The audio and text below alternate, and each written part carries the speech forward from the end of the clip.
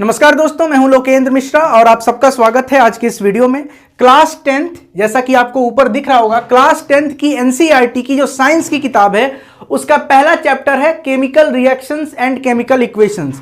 आज हम उसी के बारे में डिस्कस करने वाले हैं कि केमिकल रिएक्शंस क्या होती हैं, केमिकल इक्वेशंस क्या हैं, कितने तरह के केमिकल रिएक्शंस होते हैं, एक केमिकल इक्वेशन को कैसे बैलेंस करते हैं। 10 मिनट की इस वीडियो में एनसीईआरटी का जो पहला चैप्टर है क्लास 10th का वो क्लियर हो जाएगा। जिन लोगों का भी बोर्ड का एग्जाम है वो इस वीडियो से आसानी के साथ 10 मिनट में अपने पूरे चैप्टर को रिवाइज कर सकते हैं।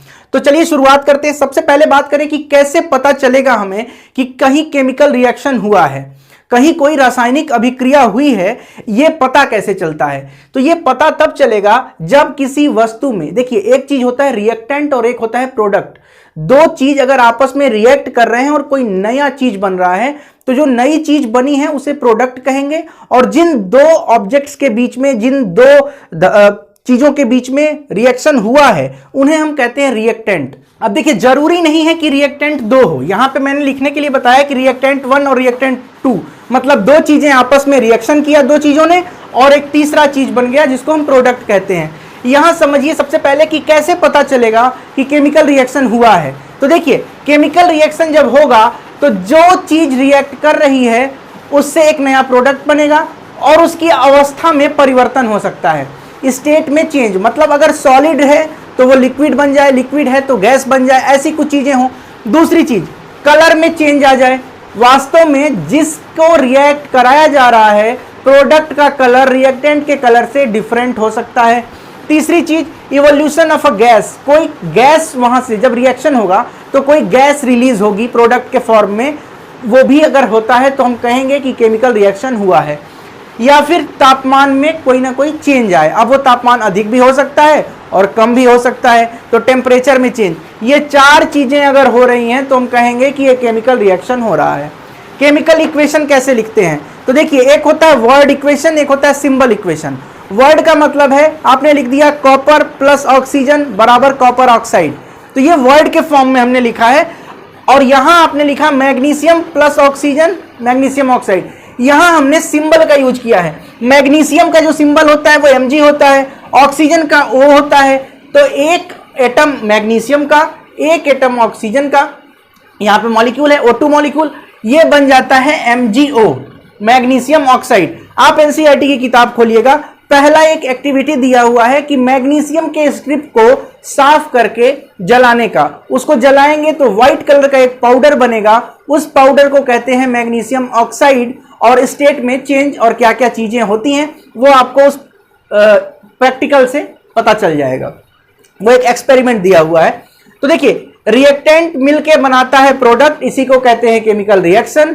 उसी केमिकल रिएक्शन को रिप्रेजेंट करने का तरीका होता है केमिकल इक्वेशन।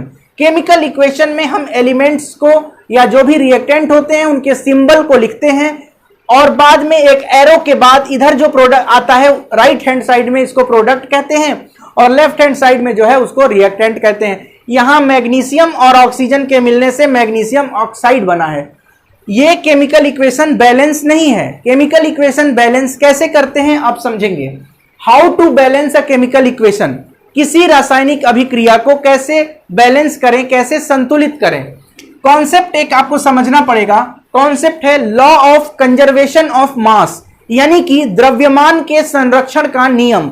द्रव्यमान के संरक्षण का नियम कहता है कि द्रव्यमान जितना है उतना ही रहेगा, उसका नुकसान नहीं होना चाहिए। मतलब रिएक्टेंट में जितना जिंक है, जितना हाइड्रोजन है, जितना सल्फर है, जितना ऑक्सीजन है, प्रोडक्ट में भी उतना ही जिंक, उतना ही सल्फर, उतना ही ऑक्सीजन होना चाहिए। तब हम कहेंगे कि वो केमिकल रिएक्शन पूरी तरह से बैलेंस है और मास का जो कंजर्वेशन है वो वहां पे फॉलो हो रहा है। यानी कि द्रव्यमान के संरक्षण का नियम हर एक रासायनिक अभिक्रिया में लागू होगा। अगर लागू नहीं हो रहा है इसका मतलब रासायनिक अभिक्रिया जो आपकी है, जो केमिकल इक्वेशन आपका है, वो बैलेंस नहीं है। बैलेंस कैसे करेंगे, एग्जाम्पल के लिए हम ले लेते हैं, ये पहला समझते हैं, ये जिंक और सल्फ्यूरिक एसिड H2SO4 यानी सल्फ्यूरिक एसिड, यहां बना है जिंक सल्फेट और हाइड्रोजन गैस। ये हाइड्रोजन गैस इवॉल्व होना, मतलब रिलीज होना। कहा तो गया था यहां पे कि अगर गैस रिलीज हो रहा है तो हम कहते हैं कि वहां पे केमिकल रिएक्शन हुआ है। देखना, जिंक को रिएक्शन कराया गया सल्फ्यूरिक एसिड के साथ तो बना zinc sulphate plus hydrogen gas release हुई। यहां आपको देखना है बैलेंस है कि नहीं। बैलेंस का मतलब है हर एक एलिमेंट को आप देखेंगे, उसके गिनेंगे कि कितने एटम्स हैं, जितने एटम बाएं तरफ हैं उतने ही दाहिने तरफ होंगे तो हम कहेंगे कि केमिकल रिएक्शन बैलेंस्ड है। देखना, जिंक का एक एटम है, कुछ भी नहीं लिखा है मतलब एक जिंक है, यहां भी जिंक एक है यानी बैलेंस्ड है। सल्फर यहां एक है, यहां भी सल्फर एक है। ऑक्सीजन यहां 4 है, यहां भी ऑक्सीजन 4 है। हाइड्रोजन यहां 2 है, यहां भी हाइड्रोजन 2 है, यानी कि यह केमिकल रिएक्शन पूरी तरह से संतुलित है, बैलेंस्ड है। आगे बढ़ते हैं। अब एक क्वेश्चन है कि कैसे बैलेंस करें, सीखना कैसे है। तो इस एग्जांपल से हम सीखेंगे कि कैसे बैलेंस किया जाता है। सबसे पहला स्टेप आपको क्या करना है, एक एक बात ध्यान से सुनिएगा, कोई भी केमिकल इक्वेशन इसके बाद बैलेंस करने में आपको दिक्कत नहीं आएगी। Fe plus H2O gives Fe3O4 plus H2। H2 gas release हुआ, Fe3O4 बना, फेरस और वाटर का रिएक्शन हुआ, आयरन और वाटर का रिएक्शन हुआ, आयरन ऑक्साइड और हाइड्रोजन गैस रिलीज। देखना, सबसे पहला स्टेप क्या करते हैं, ऐसे एलिमेंट को चुनेंगे जिसमें एटम की संख्या सबसे अधिक है। Fe कितना है, इधर यहां पे देख लीजिए, Fe कितना है, सबसे अधिक है, 3 Fe है। ऑक्सीजन 4 है, हाइड्रोजन 2 है। इस साइड में Fe 1 है, हाइड्रोजन 2 है और ऑक्सीजन 1 है। अब देखिए, balance element having maximum number of atoms. सबसे पहले आप उस एलिमेंट को बैलेंस करने की कोशिश करिए जिसका एटम सबसे अधिक है। यहां हम फेरस को उठा लेते हैं, सबसे पहले बैलेंस करेंगे फेरस को यानी Fe को। यहां अब देखिए, यहां पे आपको LHS और RHS में पहले आप लिस्ट बना लीजिए। Fe में LHS में कितना है, 1 है। RHS में कितना है, RHS में 3 है, तो यहां 3 लिख दिया। यहां हाइड्रोजन कितना है, 2 है। यहां हाइड्रोजन कितना है, 2 है। यहां ऑक्सीजन कितना है, लेफ्ट में 1 है। यहां ऑक्सीजन कितना है, राइट में, तो ऑक्सीजन है 4। अब आपको यहीं पर दिमाग लगाना है कि Fe 1 है, LHS में, RHS में 3 है, तो यहां अगर हम 3 लिख दें तो क्या ये Fe बैलेंस हो गया। यहां 3 लिखने से यहां भी 3, यहां भी 3 बराबर हो गया, मतलब हमारी लिस्ट जो है ये अब यहां भी 3 हो गई।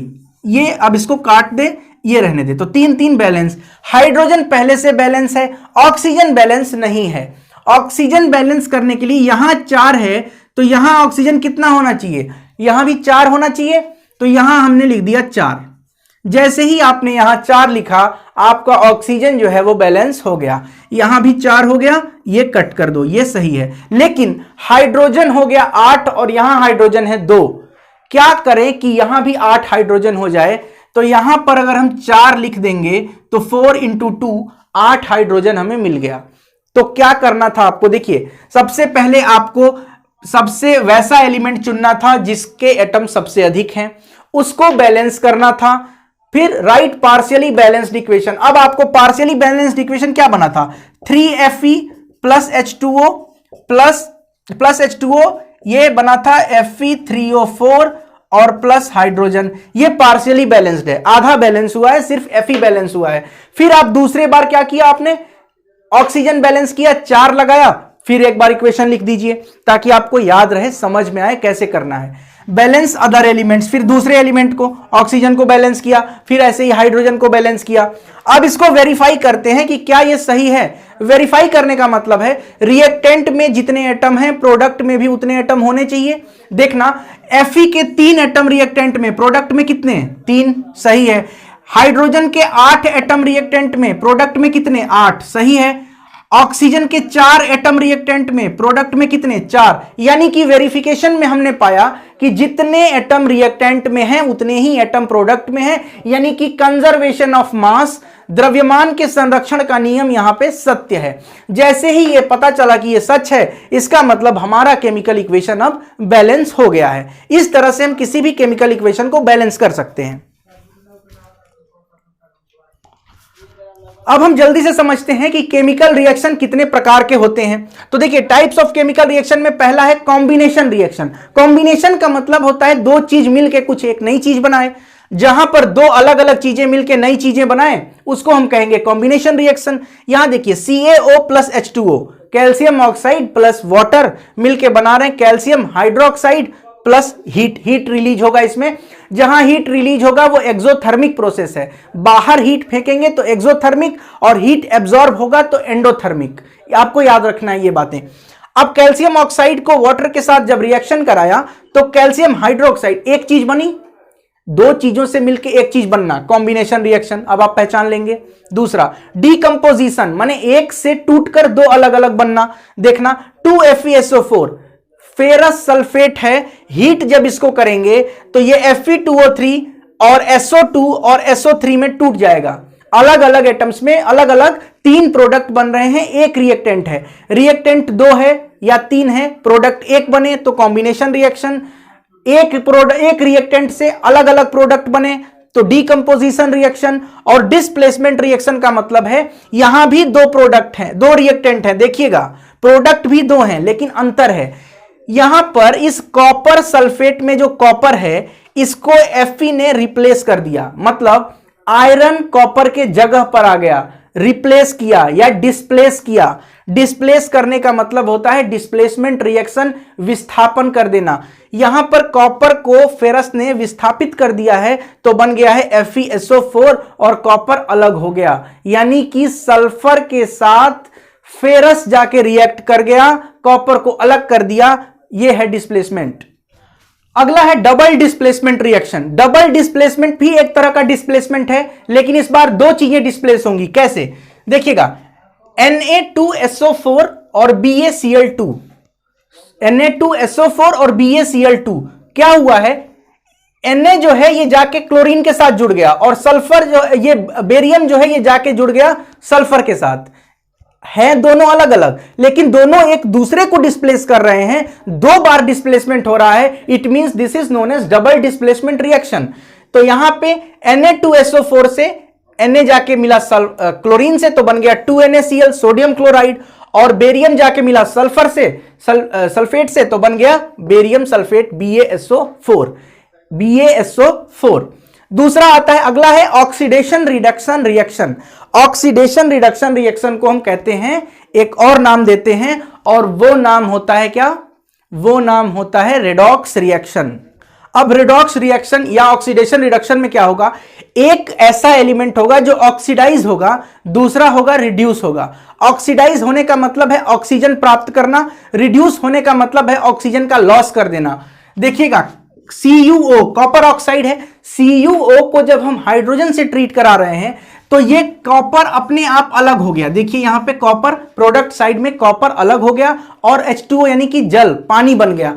हाइड्रोजन था, इस ऑक्सीजन के साथ मिलके ये H2O बना रहा है जबकि ये कॉपर अलग हो गया। इसी को कहते हैं कि कॉपर रिड्यूस हो गया, कॉपर का रिडक्शन हो गया। रिडक्शन का मतलब कॉपर से ऑक्सीजन हट गया, कॉपर से ऑक्सीजन हटने का मतलब है कॉपर का रिड्यूस हो जाना। किसी भी एलिमेंट से ऑक्सीजन के हटने का मतलब है उस एटम का रिड्यूस हो जाना। एक रिड्यूस होगा तो दूसरा ऑक्सीडाइज भी होगा, इसीलिए दोनों रिएक्शन साथ साथ चलते हैं और हम कहते हैं रेडॉक्स रिएक्शन।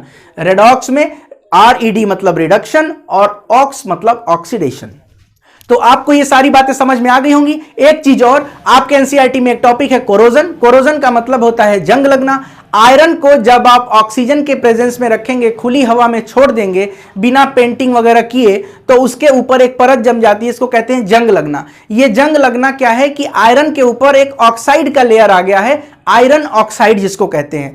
तो ये छोटा सा वीडियो है 12-15 मिनट का, इसीलिए मैंने रिवाइज के फॉर्मेट में आपको सारी बातें समझा दी हैं। मुझे विश्वास है कि आपको ये चीजें समझ में आई होंगी। एक बार और बताता हूं, कॉम्बिनेशन रिएक्शन मतलब दो अलग अलग रिएक्टेंट मिलकर एक प्रोडक्ट बनाना। डीकंपोजिशन, एक रिएक्टेंट का टूटकर अलग अलग प्रोडक्ट बन जाना।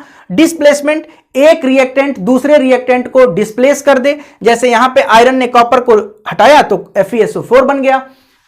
ठीक वैसे ही डबल डिस्प्लेसमेंट मतलब एक एलिमेंट दूसरे को रिड्यूस करे और दूसरा वाला दूसरे को रिप्लेस करे। जैसे सोडियम सल्फेट में Na ने क्लोरीन के साथ रिएक्शन किया, Na जाके जुड़ गया क्लोरीन के साथ और बेरियम जुड़ गया सल्फर के साथ, यानी कि इस सल्फर ने इसका साथ छोड़ दिया, इसके साथ जाके जुड़ गया, तो एक का साथ छोड़ के दूसरे से जुड़ जाना, यह है double displacement reaction. Oxidation reduction मतलब ऑक्सीजन का लॉस होना तो रिड्यूस होना, और ऑक्सीजन गेन करना मतलब ऑक्सीडाइज होना। बैलेंस कैसे करते हैं इसके बारे में मैंने बता दिया। कोई भी डाउट हो तो नीचे कमेंट बॉक्स में पूछ सकते हैं। टेलीग्राम चैनल का डिस्क्रिप्शन में लिंक है, उससे भी जुड़ सकते हैं। बहुत बहुत धन्यवाद ये वीडियो देखने के लिए। अगर अच्छा लगता है तो लाइक करें, कमेंट करें, शेयर करें, चैनल को सब्सक्राइब करें और अपने दोस्तों को भी सब्सक्राइब करने के लिए बोलें। बहुत बहुत धन्यवाद। Thank you so much.